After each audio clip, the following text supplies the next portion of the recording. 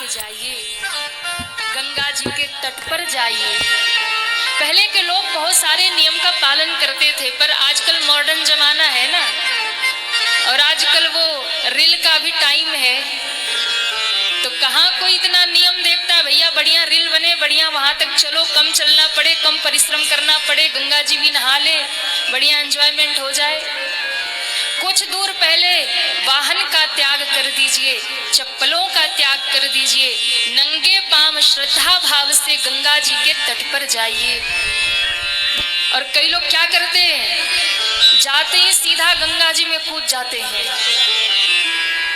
सीधा छलांग लगाएंगे और गंगा जी में कूद जाएंगे।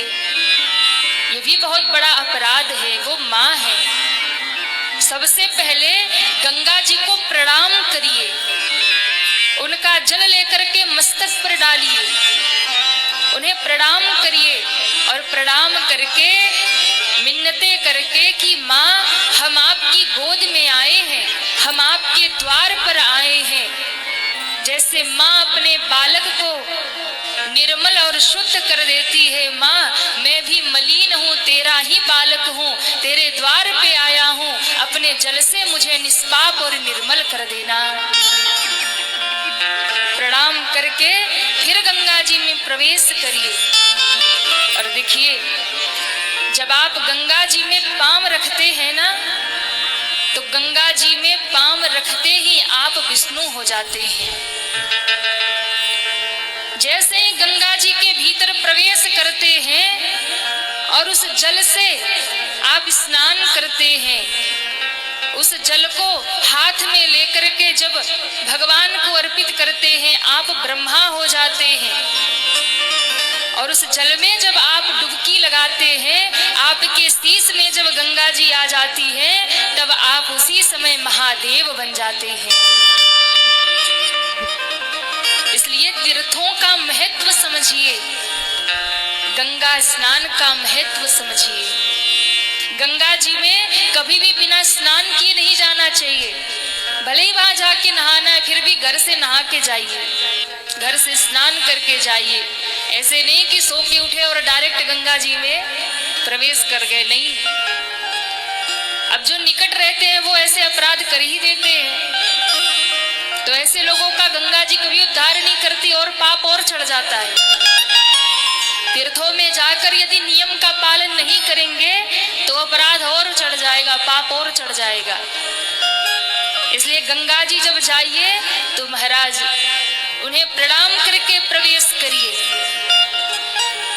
गंगा में स्नान करिए। और एक बात, गंगा जी में स्नान करने के बाद सबसे बड़ी गलती हम क्या करते हैं, फिर टॉवल लेके सर पोंछ लेते हैं, शरीर पोंछ लेते हैं। गंगा जी में स्नान करने के बाद कभी भी टॉवल से शरीर को सुखाइए मत। जब तक वो गंगा जल आपके शरीर पे लगा है, लगे रहने दीजिए, खुद से सूखने दीजिए। लोग सर पोंछ लेंगे, हाथ पांव सुखा लेंगे, नहीं। गंगा जी में स्नान के बाद कभी टॉवल से शरीर नहीं पोंछना चाहिए। और उससे भी बड़ा अपराध, जो गीले वस्त्र बदल के आते हैं तो उन गीले वस्त्रों को गंगा जी में धो धा लेते हैं, ये उससे भी बड़ा अपराध है। गंगा जी में स्नान करने के बाद कभी भी अपने वस्त्र उसमें धोने नहीं चाहिए। उन वस्त्रों को वैसा ही घर लेके आइए और धुलना नहीं है, घर पे भी उसको सुखाइए, दूसरे दिन फिर पहनिए, उसके बाद उसको धोइए। महाराज ये सब नियम पालन करने चाहिए, तब गंगा स्नान का पूरा फल मिलता है। ऐसा नहीं कि बस नहा धो के गए, वस्त्र बदल के आए, तुरंत वही कपड़े लाके गंगा जी में धो डालिए, ये और अपराध हो जाता है। गंगा जी में स्नान करते समय कभी भी शरीर से मैल नहीं छुड़ाने चाहिए, शरीर मलना नहीं चाहिए, साबुन नहीं लगाने चाहिए, शैम्पू नहीं लगाने चाहिए।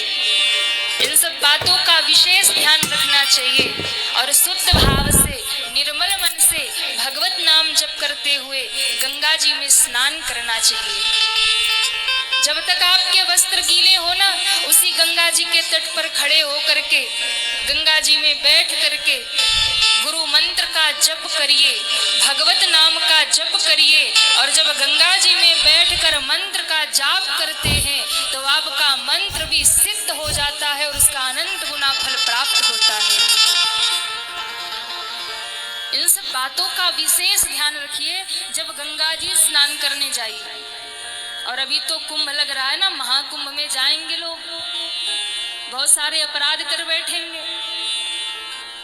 महाकुंभ में जाइए या फिर गंगा जी कभी भी नहाने जाइए, इन सब नियमों का अवश्य ही ध्यान रखिए, पालन करिए। और जब इन नियमों का पालन करके आप गंगा स्नान करेंगे तो आपको पूर्ण फल की प्राप्ति हो जाएगी।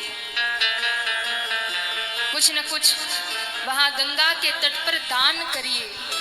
जो गरीब हैं, जो अभावग्रस्त हैं, वहां ब्राह्मण देवता बैठे हैं, कुछ न कुछ वहां पर अन्न का दान, वस्त्र का दान, कुछ न कुछ द्रव्य का दान करिए। दान करने का भी अनंत गुना फल है, इसलिए जितना सामर्थ्य बन पड़े कुछ न कुछ घर से लेकर जाइए, कुछ न कुछ वहां वितरित करिए, दान करिए, तब आपको पूर्ण फल प्राप्त होगा।